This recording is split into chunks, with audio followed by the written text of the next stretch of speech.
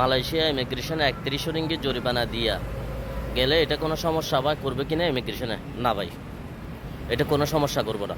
আপনার 31 রিঙ্গিত জরিমানা, এমন হচ্ছে 1100 রিঙ্গিত জরিমানা, 2100 রিঙ্গিত জরিমানা, এটা 12 মাসে আপনার খোলা থাকে।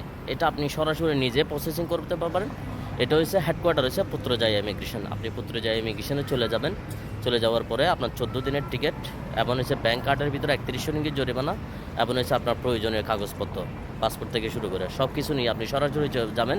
যাওয়ার পরে একবারে ভোর সকালে যাবেন। যাওয়ার পরে ওনারা টাকা পয়সা সব কিছু বা কাগজপাতি দেখে শুনে আপনারা ফিঙ্গার নিয়ে পাঠাই দেবো, বলবো যে আমরা ফোন করবো। তখন আপনার ওনার যখন ফোন করবো তখন আপনি যাইয়া কাগজপাতি নিয়ে চলে আসে টিকিট কাটি দেশে চলে যেতে পারবেন, কোনো সমস্যা নেই।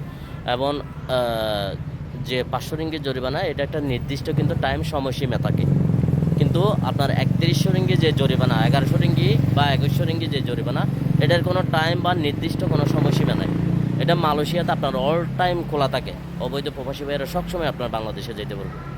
এটা কিন্তু মাথায় রাখবেন। আর 500 রিঙ্গিত জরিমানার বিষয়টা অতি দ্রুত আসবো।